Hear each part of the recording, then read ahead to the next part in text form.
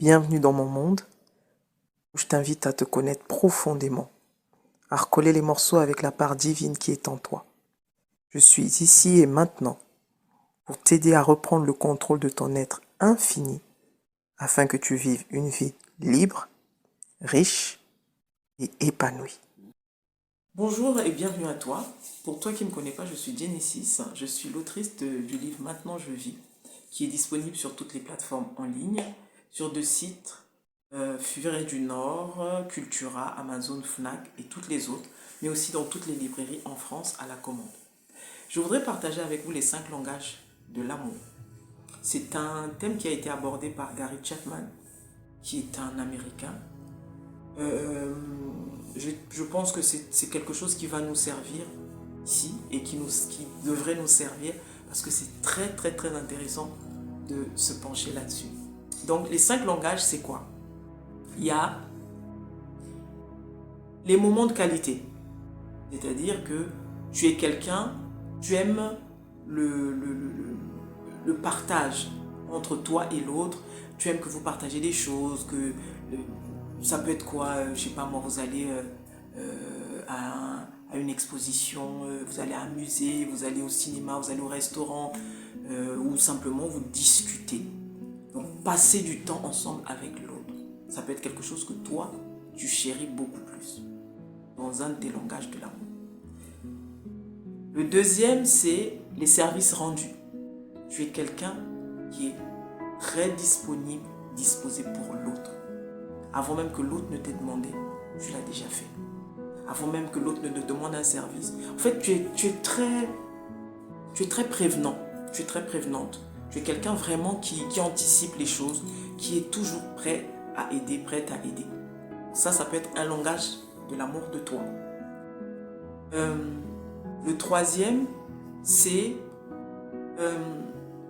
les paroles valorisantes. Il y a des personnes qui aiment célébrer l'autre, qui aiment valoriser l'autre. Vraiment, ils trouvent... en fait, chaque petite occasion pour elle saisit ou il saisit l'occasion pour dire je t'aime à l'autre, pour dire ah mais elle te va bien cette robe, ah ben tiens t'as nettoyé la cuisine, ah ben merci beaucoup, ah vous voyez toujours ce côté de célébrer l'autre, de valoriser l'autre. Ah ben c'est très gentil ce que tu as fait, ah tu es quelqu'un de ceci, vous voyez, toujours des paroles valorisantes. Le quatrième langage serait le côté tactile, les mains, les câlins, les bisous. Vous savez, il y a des gens qui sont comme ça, hein, qui ne savent s'exprimer que comme ça. Il ne sait pas le dire avec les mots, mais il va te l'exprimer avec les gestes, vous voyez. Donc les personnes très tactiles, c'est des touchés de main, c'est il te passe une caresse dans le dos, une caresse sur la joue. Vous voyez, ce contact-là, cette relation très tactile. Vous savez, il y a des gens, c'est un langage d'amour. Et le cinquième serait les cadeaux. Vous êtes quelqu'un qui donne beaucoup de cadeaux. Vous n'avez pas besoin qu'on vous demande, vous n'avez pas besoin qu'il y ait une occasion particulière, mais vous êtes vraiment dans le don, toujours en train de donner, parce qu'en fait, vous voulez faire plaisir à l'autre. Pourquoi je vous parle des 5 langages de l'amour? Parce que ça crée des problèmes dans les couples. En fait, l'ignorance de ça crée des problèmes dans les couples. Bien sûr, on a d'autres problèmes, mais là, je voudrais parler vraiment de ça. Pourquoi je vous dis ça? Tu viens d'un arrière-plan familial où le langage de l'amour de ta famille, c'était les actes. Les actes ici, on va prendre par exemple les cadeaux. Vous aviez des cadeaux quand il y avait des anniversaires, vous aviez des cadeaux quand il y avait, je ne sais pas moi, un événement donné. Vous avez beaucoup plus vu de cadeaux que vous n'avez entendu des je t'aime, que vous n'avez entendu des félicitations à toi, bravo pour ce que tu as fait, que vous n'avez entendu des je te félicite, que vous n'avez entendu, que vous n'avez eu des moments où on a des moments de qualité où on t'a emmené quelque part, où on veut vraiment, on t'apprécie pour la personne que tu es. Tu as beaucoup plus vu des cadeaux. à tout va. Ce que tu vas donner quand tu vas rentrer dans une relation, c'est ce que tu as reçu. Ne vous y trompez pas. L'homme ne descend pas de Mars et puis je ne sais quoi. Tu as été configuré en fonction de ce que tu as vu, entendu, lu et toutes ces choses-là. Ce que tu as le plus vu, ce qui a été dominant dans ton expérience, c'est ce que tu vas transmettre. Donc, mais ce qui se passe, c'est quoi? C'est que souvent, on attend que l'autre nous donne ce que nous, on a. Je ne sais pas si vous comprenez ce que je veux dire. Toi, tu as reçu les cadeaux. C'est-à-dire, dans ton enfance, dans ton parcours, tu as beaucoup été exposé à cela. Les cadeaux, tu en as vu, tu en donnes, tu en reçois. Donc, c'est un langage chez toi qui est très... c'est presque naturel. L'autre, lui, ou l'autre, elle, n'a pas reçu de cadeau. L'autre, elle, on lui a dit je t'aime, on l'a valorisé, on lui a dit bravo, on lui a dit c'est bien, continue ma fille. Vous voyez que vous n'avez pas reçu les mêmes choses. Vous n'avez pas reçu du tout la même chose. Donc, ce qui va se passer au départ, et très souvent c'est ce qu'on retrouve dans nos couples, c'est que tu penses que parce que tu offres, elle doit répondre de la même manière. C'est là où tu as tout faux. Son langage d'amour à elle, ça va être les mots. Donc quand toi tu lui as donné, je ne sais pas moi, toi monsieur par exemple, tu lui as offert une bague, elle va te dire par culture, elle va te dire merci parce que culturellement on t'a appris que quand on t'offre quelque chose, tu dois dire merci, n'est-ce pas? Tu vas répondre merci. Mais elle ne sera pas plus touchée que ça.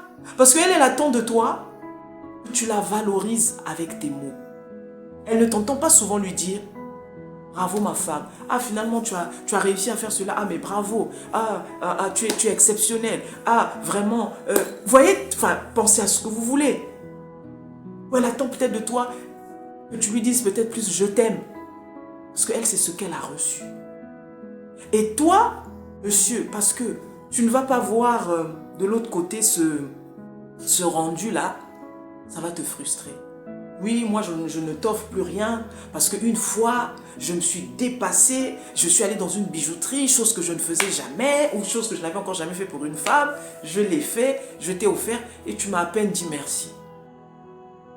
Le problème qui est là, c'est que vous êtes en train de parler à deux fréquences totalement opposées. Vous ne pouvez pas vous comprendre.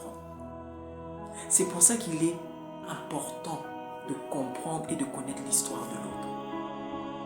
C'est important de souvent discuter, surtout au début quand vous commencez vos relations. Discuter, partager. Vous devez être... L'autre ne doit pas s'attendre à ce que vous soyez parfaite. Parce que la perfection n'existe pas. Ne t'attends pas à ce qu'il sera parfait, ne t'attends pas à ce qu'elle sera parfaite. Mais quand tu es en train de discuter avec elle, elle doit se rendre vulnérable. Comme toi, tu dois te rendre vulnérable auprès d'elle. Parce que les surprises, c'est après que ça fait mal. Vous voyez? On a très souvent tendance à vouloir falsifier les choses parce que on veut apparaître comme je ne sais quoi. On veut être la femme la plus je ne sais quoi. On veut être l'homme le plus... Ça ne sert à rien parce que le véritable vous se saura. La véritable vous se manifestera parce que vous ne pouvez pas faire autrement.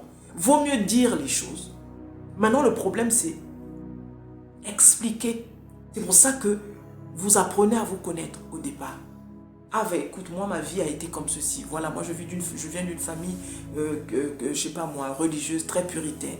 Donc, quand elle te dit puritaine, religieuse, ça suppose une certaine façon de penser. Ça suppose une certaine façon d'être. Parce que tu vas le voir après. Donc son côté puritain, son côté ceci, elle va te manifester certaines choses. Il n'y a rien pour rien, mon ami. Il n'y a rien pour rien. Donc je reviens sur vos différences. Et toi, ça va te frustrer. Et elle va parler, elle va te dire oui, mais moi, à chaque fois, je t'apprécie pour qui tu es. Je te remercie pour les services que tu me rends. Mais toi, quand moi je te fais ci, tu ne me fais pas. En fait, vous parlez différents niveaux d'amour. Le problème, c'est que tu dois comprendre ton partenaire ou ta partenaire. Qu'est-ce que lui, il aime? Parce que c'est de ça et remplit son quotient émotionnel. S'il aime s'il aime être célébré, peut-être parce qu'il a manqué ou je ne sais pas quoi, comment tu peux l'aider? Célèbre-le. On ne te demande pas de le flatter. Je ne parle pas ici de flatter quelqu'un. Célèbre-le. Ne serait-ce que pour l'âme divine qu'il est, célèbre-le. Célèbre-le. Si c'est les mots doux, dis-le, donne-lui. C'est ça, l'intelligence dans le deux. Tu ne viens pas pour imposer ta loi. Tu ne viens pas pour dire, voilà, moi c'est comme ça et pas autrement. Ça ne marchera pas. Prends en compte que tu as en face de toi quelqu'un qui a un autre parcours, qui a un autre arrière-plan familial, qui a d'autres expériences. Vous n'avez pas les mêmes expériences. Toi, peut-être que tu donnes facilement, tu dis facilement les mots doux. Tu peux dire je t'aime, tu peux dire je t'apprécie, tu peux dire tu es belle, tu peux apprécier quelqu'un. Ah ben tu as un beau vêtement, tu es belle de figure. Enfin, tu peux dire toutes ces choses-là. Mais l'autre a du mal parce qu'elle n'a pas entendu ça, elle n'est jamais habituée à ça, elle n'a pas été habituée à ça. Elle va peut-être te donner des moments de qualité. C'est-à-dire son moment, elle est en train de t'exprimer son amour, parce que l'amour, c'est l'énergie, mais ensuite tu as la manifestation de l'amour. Tu vas voir que l'autre, sa façon à elle de te dire je t'aime, c'est peut-être de passer du temps avec toi. Et si toi tu n'as pas compris que elle aime passer du temps avec toi, elle aime que vous soyez ensemble, que vous partagez un petit café, que vous allez vous faire un petit restaurant, que vous alliez vous regarder un film, que vous sortiez à deux, ces moments-là pour elle, elle les chérit plus que tout. Mais tu vas perdre ton temps à lui offrir des cadeaux. Vous n'allez pas vous comprendre. Parce que tu vas finir par penser qu'elle est ingrate. Tu vas finir par penser qu'il est ingrat. Non, c'est qu'il ne comprend pas ton langage d'amour. C'est toi qui dois te réveiller, tu dis, bah attends, qu'est-ce qui lui plaît à cette personne? Qu'est-ce qui lui plaît à cet homme? Vous voyez? Si c'est les services rendus, il aime bien que tu lui rendes des services, il aime bien parce qu'il le fait pour toi. Donne-le lui. C'est comme ça qu'on se complète en amour. Maintenant, l'idéal, c'est que vous ayez un peu de tout. Parce qu'effectivement, tu peux avoir par exemple les cadeaux. C'est-à-dire tu es quelqu'un qui donne beaucoup de cadeaux, parce que c'est ce que tu as expérimenté jusqu'ici. Ou tu es quelqu'un qui donne beaucoup de cadeaux. Donc toi, tu as ça. Tu es par exemple quelqu'un qui aime les moments de qualité à deux. C'est très bien. Et tu as du mal, par exemple, à exprimer ce que tu ressens, à valoriser l'autre, à célébrer l'autre. Tu vas devoir apprendre, mon ami. C'est ça, aimer. Tu vas devoir apprendre. Parce qu'après un moment donné, ça va faire... il va y avoir un vide ici. Ça va vous poser problème. Donc l'idéal, c'est d'avoir un peu de tout. Mais comment tu arrives à avoir un peu de tout, tu le développes. Ça veut dire que si tu n'es pas habitué à entendre, à dire je t'aime, tu n'es pas habitué parce que tu n'as pas vécu ça ou voilà, ou que tu as des croyances par rapport à ça, ben, commence par le faire. Dépasse tes croyances. Ce ne sont que des croyances. Dépasse-les. Commence à le faire. Commence à dire je t'aime. Mais au début, tu ne seras pas confortable. Je le comprends.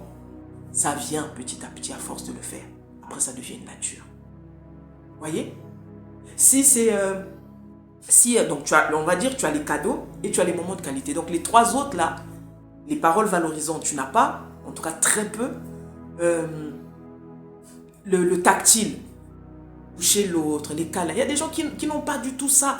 Ils ne sont pas habitués, ils ne savent pas c'est quoi embrasser leur femme, ils ne savent pas c'est quoi embrasser leur homme. Ils savent pas, ils sont rigides, ils sont fermés. Ce n'est pas de leur faute, ils n'ont pas appris, on ne leur a pas appris, ils n'ont pas connu ça.